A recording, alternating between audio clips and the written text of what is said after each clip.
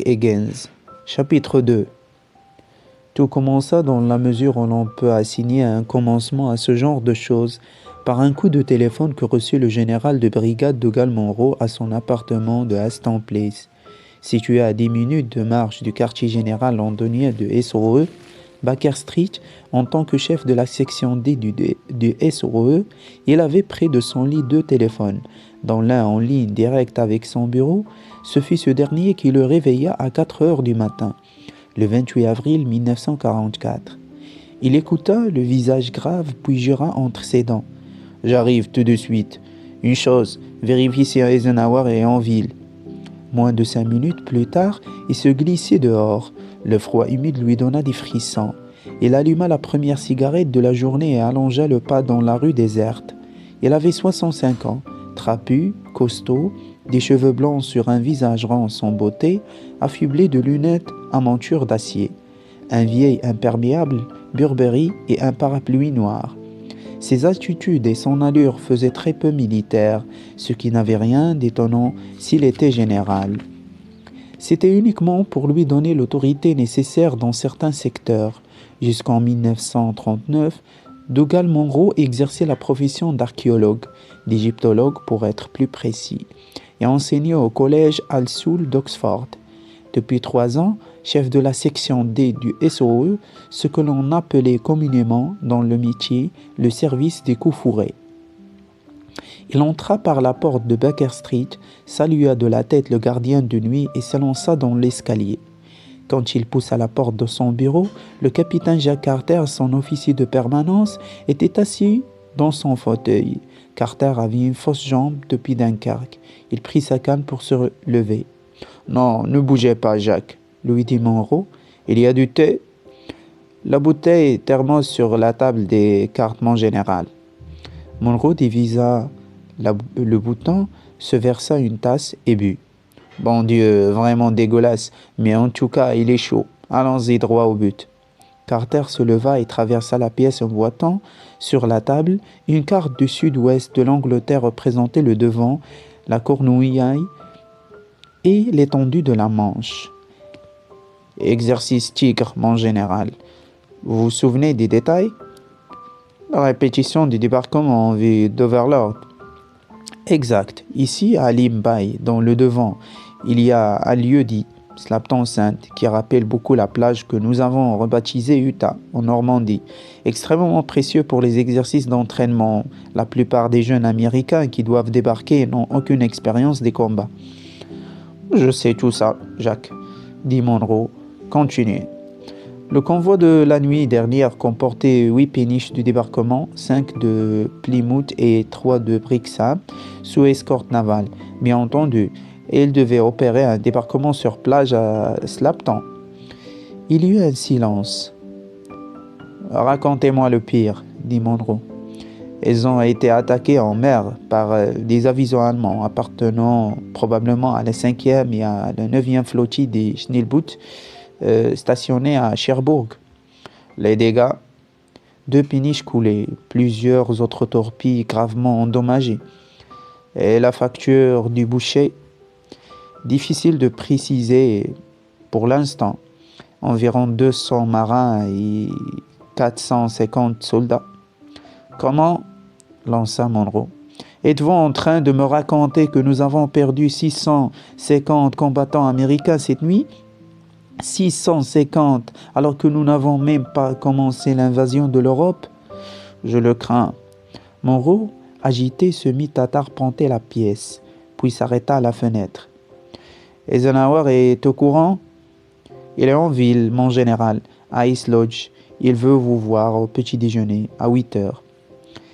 Et il exigera des faits. » Monroe se retourna et s'installa à son bureau. « Y avait-il des bugots parmi les officiers perdus ?» demanda-t-il. « 3, mon général. Bon Dieu, je les avais prévenus. Je les avais mis en garde 100 fois à ce sujet. Aucun bigot ne devait participer à une opération dangereuse, quelle qu'elle soit. » Depuis plusieurs mois, on s'était malheureusement aperçu qu'il y avait eu de graves infractions aux consignes de sécurité en liaison avec le projet d'invasion en Europe. dans certains cas par des officiers américains de haut rang, la procédure Bigot avait été instituée pour répondre à ce problème. Dans la catégorie secret défense, les Bigots en savaient plus long que tout le monde. Dans de nombreux cas, tous les détails de l'invasion alliée de l'Europe. Pour l'instant, les 300 portés manquants, dit Carter. J'ai remarqué leur dossier. Il les posa sur le bureau et Monroe les examina rapidement. Stupide, s'écria-t-il, d'une stupidité incroyable. Cet homme, par exemple, le colonel Hutt Kelso. L'officier du génie, répondit Carter. Il a déjà inspecté deux des plages de Normandie la nuit, grâce au commando 4e, pour vérifier la praticabilité du terrain pour les véhicules. Sword Beach et Utah Beach, grogna Monroe. Nom de Dieu, Jack. Supposez qu'un de ces avisos l'ait ramassé. Il est peut-être entre les mains de l'ennemi en ce moment, et les Allemands le feront parler s'ils en ont envie. Vous le savez. Il n'est guère probable que ces hommes portés disparus aient été recueillis par l'ennemi, mon général.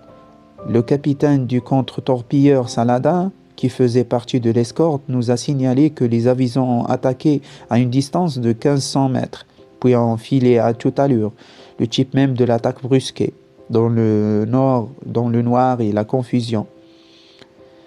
Pour les deux camps, avec des conditions atmosphériques négatives, un vent de force 5 à 6 en train de fraîchir, et l'on m'a appris qu'étant donné les courants marins dans la baie de Lyme, la plupart des corps seront drossés à terre. C'est déjà commencé.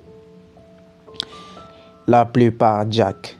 Seulement la plupart, dit Monroe en tapant sur la porte ou sur la table des cartes. Les Allemands savent que nous allons débarquer. Ils s'attendent à l'invasion. Ils s'y préparent. Hitler vient de confier à Rommel lui-même la défense du mur de l'Atlantique, mais il ignore où et quand nous frapperons. Il secoua la tête et se pencha sur la carte. Quelle ironie si nous devions annuler la plus grande invasion de l'histoire parce qu'un seul homme possédant tous les renseignements est tombé en de mauvaises mains.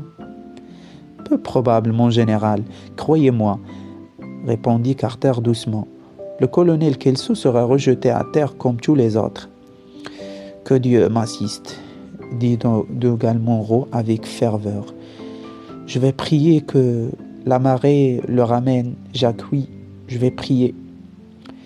Mais à cet instant précis, le colonel Hutt Kelso était bien vivant, plus terrifié qu'il ne l'avait jamais été de sa vie. Glacé, trempé et souffrant atrocement, il gisait, pelotonné au fond d'un canot de sauvetage dans plusieurs centimètres d'eau, au large des côtes du devant, à environ 1000 marins, mais entraîné très vite par un contre-courant vers le cap de Strat Point, au sud de la baie de Lyme. Au-delà de Strat Point s'étendaient les eaux libres de la Manche. Kelso avait 42 ans, était marié et père de 2 filles, ingénieur civil de son métier.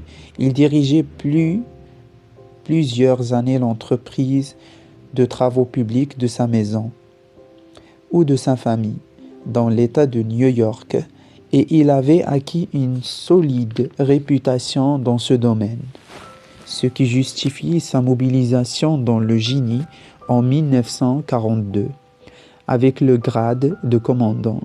Son expérience des problèmes posés par les débarquements sur plage dans plusieurs îles du Pacifique Sud lui avait valu une promotion, une mutation au quartier général du chef par collaboration à la préparation de l'invasion. Il avait pris part à l'exercice Tigre, à la requête de l'officier commandant pour une seule raison. La première brigade spéciale du génie américain faisait partie des unités affectées à la prise de la plage Utah pendant les prochains débarquements de Normandie, et Hutt Kelso avait inspecté cette plage 6 semaines auparavant, à la faveur de la nuit, conduit et protégé par un commandant anglais. Slapton Saint était parmi les plages disponibles, celle qui ressemblait le plus à Utah. On avait jugé important d'obtenir son opinion, ce qui expliquait sa présence à bord de la Péniche 31 venant de Plymouth. L'attaque avait pris Kelso et tout le monde à bord par surprise. On avait remarqué au loin un nombre considérable de fusées, mais l'on avait supposé qu'il s'agissait de vedettes lance-torpilles anglaises. Puis la première torpille avait atteint son but et la nuit s'était transformée en un enfer hallucinant de pétrole en flammes et d'hommes hurlants. Kelso l'ignorait, mais sur la Péniche 31, 413 hommes étaient déjà morts, lui-même projeté en l'air par la violence de l'explosion, heurta une poutrelle, puis bascula dans l'eau. Son gilet de sauvetage le maintint à la surface, bien entendu, mais il s'évanouit. Quand il reprit conscience, il sentit qu'on le traînait dans l'eau glacée. Les flammes se trouvaient à une centaine de mètres et à la lumière réfléchie par les flots, il ne distingua qu'un visage maculé de pétrole. « Vous allez bien, mon colonel ?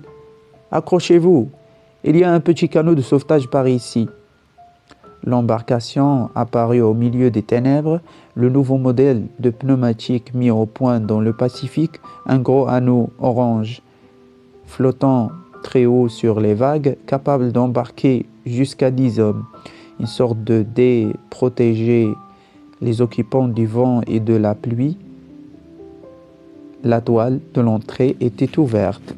« Je vais vous aider à monter, mon colonel, puis j'irai chercher un autre homme. Allez, hissez-vous. »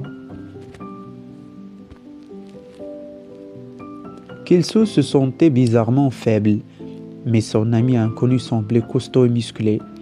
Il poussa fort et Kelso plongea la tête la première sous le roof de toile. Aussitôt, il prit pleinement conscience de la douleur dans sa jambe droite comme une chose vivante. Jamais il n'avait autant souffert. Il hurla et s'évanouit de nouveau. Lorsqu'il reprit connaissance, engourdi par le froid, il lui fallut un certain temps pour se rendre compte de l'endroit où il était. Aucun signe de son ami inconnu. Il tâta autour de lui, dans le noir, puis passa la tête par la fente de l'auvent. Les embruns fouettèrent son visage, aucune lumière, nulle part, seulement le noir, le vent et le bruit de la mer en furie. Il consulta le cadran lumineux de sa monture étanche, presque 5 heures, puis il se souvint que ses canots de sauvetage possédaient une trousse d'urgence lorsqu'il se retourna pour la chercher à tâtons. La douleur de sa jambe recommença. Il serra les dents, ses mains se posèrent sur la boîte métallique et il l'ouvrit. À l'intérieur du couvercle, fixé par une pince à ressort, se trouvait une lampe torche étanche. Il l'alluma. Il était tout seul dans la cave orange, où de l'eau suintait de partout. Le pantalon de son uniforme était déchiré au-dessous de son genou droit et quand il glissa avec précaution la main à l'intérieur, il sentit à plusieurs endroits les arêtes vives de ses os brisés. Il y avait aussi un pistolet Very dans la boîte et il le prit. C'était vraiment la seule chose à faire. Lancer une des faucées ou des fusées de détresse, puis il reposa l'arme et essayait de forcer son cerveau à penser logiquement. Que se passerait-il si les unités de la marine allemande qui les avaient attaqués se trouvaient encore dans le secteur? Que se passerait-il si l'ennemi le recueillait? Il ne pouvait pas courir ce risque. Après tout, il était un bigot. Dans quelques semaines, une flotte de 6000 bâtiments traverserait la bande étroite de la Manche et qu'il se connaissait les dates et les lieux. Non, mieux valait attendre jusqu'à l'aurore. La douleur de sa jambe était devenue vraiment atroce. Il fouragea dans la boîte et trouva la trousse de pharmacie avec ses ampoules de morphine. Il se fit une injection dans la jambe, puis une deuxième après un instant d'hésitation. Ensuite, il mit la main sur l'écope et entreprit de vider l'eau à la mer par la fente de la bâche. Bon Dieu, comme il était fatigué. Trop de morphine peut-être. En tout cas, la douleur s'était estompée. Il lâcha les copes, tira sur la fermeture éclair de l'entrée, se laissa tomber en arrière et s'endormit soudain. Sur sa droite, à quelques centaines de mètres, se trouvait Start Point. Pendant un moment, il parut dériver vers ces rochers, puis un courant contraire l'entraîna au large. 10 minutes plus tard, le pneumatique avait dépassé ce dernier promontoire et le vent, de plus en plus violent, le poussait vers les eaux froides de la Manche. Eisenhower, assis dans la véranda de la bibliothèque d'Ice Lodge, prenait un petit déjeuner composé de bouchées, de tartines grillées et de café lorsque le jeune aide-de-camp fit entrer Dougal Munro. « Laissez-nous, capitaine », ordonna Eisenhower, et l'aide-de-camp se retira. Difficile de sourire ce matin, général. J'en ai bien peur. Vous avez déjeuné? Je n'ai pas pris de petit déjeuner depuis des années, général. Pendant un instant, le visage d'Eisenhower s'éclaira de son célèbre et inimitable sourire, ce qui montre que vous n'êtes pas un vieux troupier. Vous préférez sans doute du thé? Oui, général. Vous le trouverez sur la desserte, derrière vous, une commande spéciale. Servez-vous et racontez-moi ce que vous savez de cette sale histoire. Mes hommes m'ont déjà donné leur version, mais j'ai toujours eu un respect extrême pour vos gens du SOE. Vous ne l'ignorez pas. Munro se servit de thé, s'assit près de la fenêtre et fit à Eisenhower un résumé succinct des événements de la nuit. Les bâtiments d'escorte avaient dû prévenir ce genre de choses, dit Eisenhower. D'un autre côté, on m'a signalé des conditions atmosphériques déplorables, mais cela dépasse l'entendement. Je me suis rendu moi-même à Slapton il y a 3 jours pour voir comment se déroulaient les exercices. Je suis descendu là-bas par train spécial avec Tedder et Omar Bradley. La plupart des équipages de vos escorteurs ne connaissent pas ces eaux et même par beau temps, la Manche est réputée difficile, répliqua Munro en haussant les épaules. Nous plaçons un cordon de vedettes lance-torpilles de la Royal Navy au large de Cherbourg pendant ces exercices. Parce que Cherbourg, comme vous le savez, est la plus importante des bases d'aviso sur la côte française. Il y avait beaucoup de brouillard en mer et les Allemands se sont probablement faufilés avec leurs silencieux, en coupant sans doute leur radar. Ils peuvent filer plus de 40 nœuds. Aucun bâtiment de notre marine n'est aussi rapide et aux abords de leur objectif, ils se sont montrés fort rusés. Ils ont lancé des fusées parachutes pour que les gens du convoi supposent qu'ils étaient des nôtres. Bon Dieu, il ne faut jamais rien supposer dans ce jeu-là. Je suis fatigué d'entendre ce genre de raisonnement. Eisenhower se servit un autre café, se leva et se dirigea vers la cheminée. Les cadavres reviennent à la côte par centaines, m'a-t-on appris. C'est fait. Inutile de le dire. Toute cette affaire reste sous le boisseau. Nous allons prévoir une sorte de tombe collective provisoire quelque part dans le devant. C'est une zone de défense sous contrôle strictement militaire. Si près de l'invasion, l'effet sur le moral serait effroyable. Je suis d'accord. Munro hésita, puis dit doucement. Il y a la question des bigots, général. Qui n'aurait jamais dû participer à une opération comme celle-là au départ? Nul ne connaît mieux que vous le règlement des bigots. Cela aurait pu être pire, et il y en avait 3 en tout. 2 cadavres ont déjà été retrouvés. Le 3e, cet homme, est encore porté disparu. Il sortit un dossier de sa serviette et le tendit à Eisenhower, qui parcourut rapidement les feuilles. Son visage se rembrunit. Le colonel eut Kelso. Mais je le connais personnellement au Kelso. Il a inspecté 2 plages de Normandie il y a quelques semaines. Utah et Sword, avec des hommes de commandant pour veiller sur lui. Et il avait emmené une pilule L au cas où il serait pris, comme vous le savez. Ces pilules au cyanure tuent leur homme instantanément. Eisenhower lui rendit le dossier. Mon cher, il sait quand nous débarquerons et nous débarquerons. Les conséquences sont incalculables. Nous avons posté des hommes sur toutes les plages des environs de Slapton pour le rechercher général. J'ai peu de doutes à ce sujet. Nous recueillerons son corps parmi les autres. N'essayez pas de me réconforter avec ce genre de raisonnement, lui lança Eisenhower sèchement. Certains cadavres ne reviendront jamais avec la marée. Je le sais, vous le savez. Et si Kelso est de ce nombre, nous ne pourrons jamais être sûrs qu'il n'a pas été pris par l'ennemi. C'est vrai, général, reconnut Monroe. Il n'y avait pas grand-chose d'autre à dire. Eisenhower se dirigea vers la fenêtre. La pluie crépitait contre les vitres. « Quelle journée !»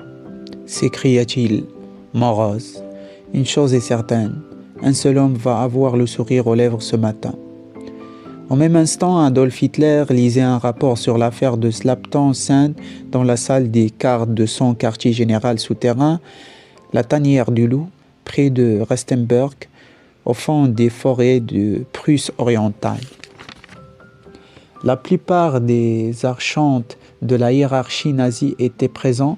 Heinrich Himmler, Reichsführer des SS, chef de la police d'État et de la police secrète, Joseph Goebbels, ministre de la propagande du Reich, le Reichsleiter Martin Bormann, secrétaire du Führer entre autres fonctions, et l'Oberführer Rattenhuber, chef de la sécurité de Himmler et commandant de la garde SS de Rastenburg.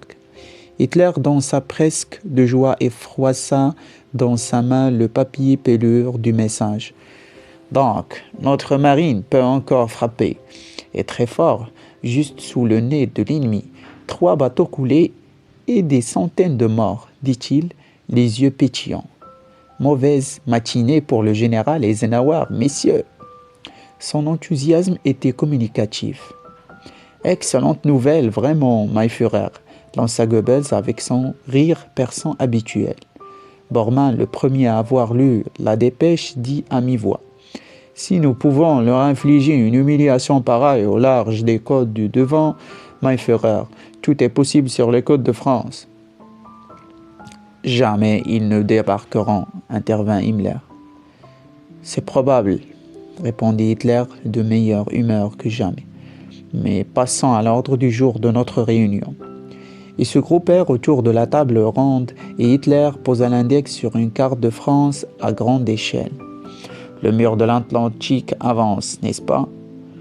Le rapport sur le groupe d'infanterie B que je vous ai demandé, lança-t-il à Bormann, est-il arrivé? Bormann adressa un regard interrogateur à Rattenhuber qui répondit. Je viens d'avoir des nouvelles de l'aérodrome. Le messager, un certain major Koenig, vient d'atterrir il y a 5 minutes. Il ne va pas tarder. Bon. Hitler parut absent soudain, enfermé en lui-même et solitaire devant la carte. Eh bien, messieurs, dit-il, par où commencerons-nous? Le 6 décembre 1943, un jeune officier allemand de talent, le colonel Klaus von Stauffenberg, s'était rendu à une réunion de Rastenburg avec une bombe à retardement dans sa serviette. Malheureusement, la réunion n'eut pas lieu car le Führer était déjà parti pour ses vacances de Noël en Bavière. Bien qu'il eût perdu l'œil droit et la main droite sur le champ de bataille, von Stauffenberg, chef d'état-major du général d'Olbrich au quartier général de l'infanterie, était le pivot d'une conspiration de généraux ayant pour objectif l'assassinat du Führer pour sauver l'Allemagne de la catastrophe. L'attentat avorté de Noël 1943 n'était que l'une des nombreuses tentatives sans succès. Mais la cause n'avait jamais manqué de volontaires témoins la présence du capitaine Karl Koenig sur la banquette arrière d'une voiture militaire qui le conduisait de l'aérodrome à la tanière du loup par cette matinée grise d'avril. Avec les papiers de Berlin qu'Hitler avait réclamés, il était extrêmement nerveux, ce qui n'avait rien de surprenant quand on songeait à la bombe à retardement placée dans le double fond de son porte-documents. Il avait ordonné au pilote à l'aérodrome de Rastenburg de se préparer à redécoller rapidement. Quand il alluma sa cigarette, ses mains tremblaient. Le chauffeur et le planton à l'avant, 2 SS, regardaient droit devant, sans broncher. À chaque minute, la nervosité de Koenig augmentait.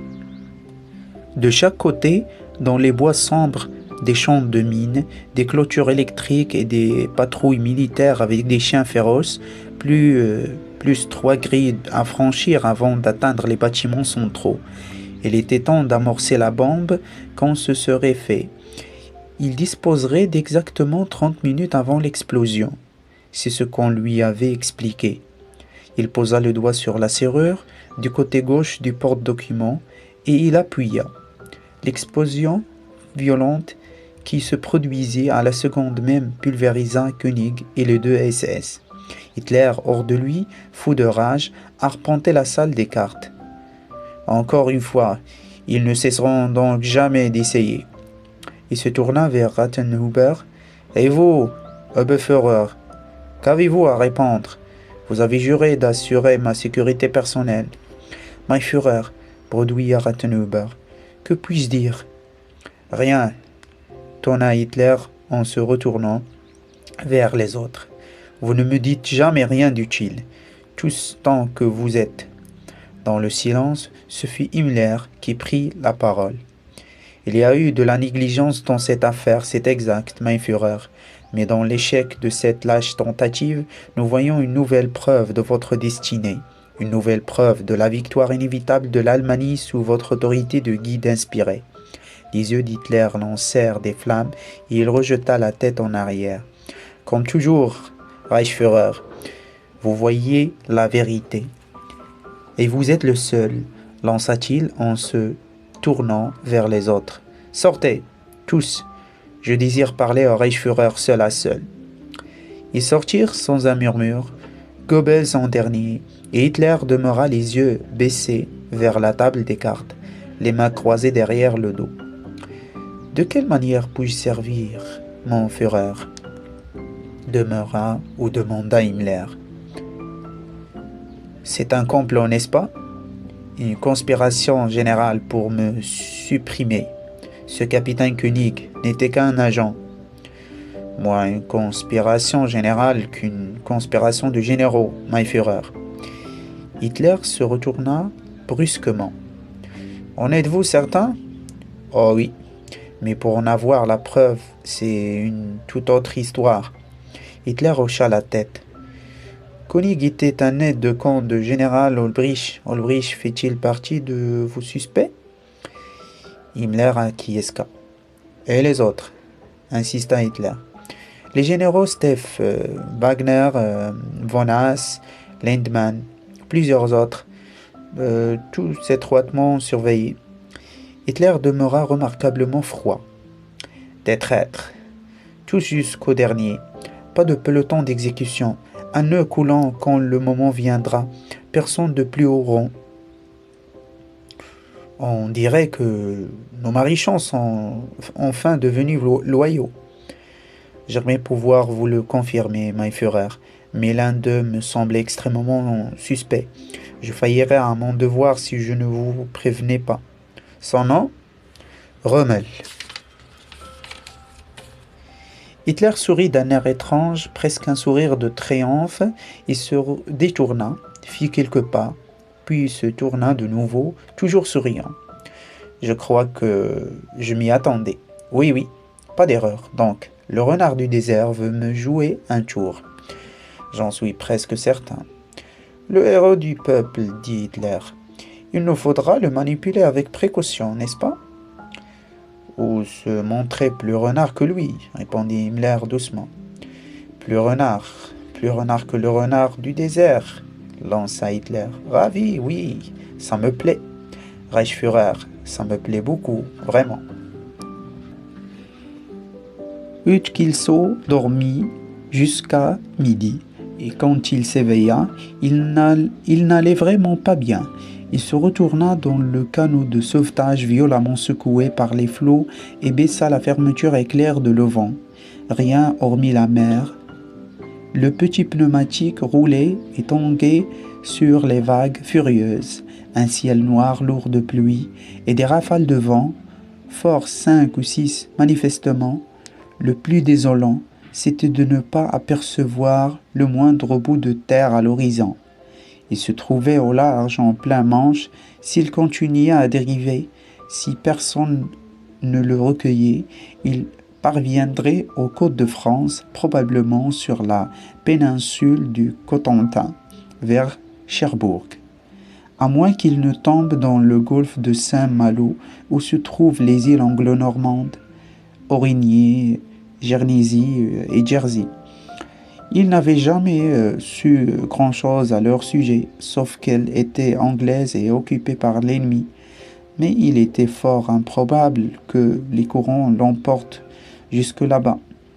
Il sortit le pistolet Very et lança une fusée de détresse de couleur orange. Les bateaux allemands circulaient très rarement dans la Manche en plein jour. Il avait tendance à longer les côtes en deçà de leur champ de mine. Il lança une deuxième fusée, puis la pluie se mit à tomber à seaux. Il se hâta de remonter la fermeture éclair. Il y avait quelques rations de campagne dans la trousse d'urgence. Il essayait d'avaler un des cubes de fruits secs, mais eut aussitôt de violentes nausées. Sa jambe était de nouveau en feu. D'une main funèbre ou d'une main fébrile, il prit une autre ampoule de morphine et se fit l'injection. Un instant plus tard, la tête sur son bras replie en guise d'oreiller, il s'endormit. Autour de lui, à mesure que l'après-midi s'écoulait, la mer devint de plus en plus agitée. La nuit tomba peu après 5 heures. À ce moment-là, un coup de noroît le détourna de la côte française du Cotentin, si bien qu'à 6 heures, il se trouvait à 10 000 marins du phare des Casquets, au large de l'île d'Aurigny. Puis le vent tourna de nouveau et le poussa vers le fond du golfe de Saint-Malo, dans la direction de Guernesey. Qu'il s'en en prit nullement conscience. Il s'éveilla seulement vers 7 heures avec une forte fièvre. Il se rafraîchit le visage avec un peu d'eau, eut de nouvelles nausées et tomba dans une sorte d'état comateux. À Londres, le général Monro travaillait à son bureau. Seul le grattement léger de sa plume troublait le silence de la pièce. Un coup à la porte, Jacques Carter entra en boitant, un classeur à la main.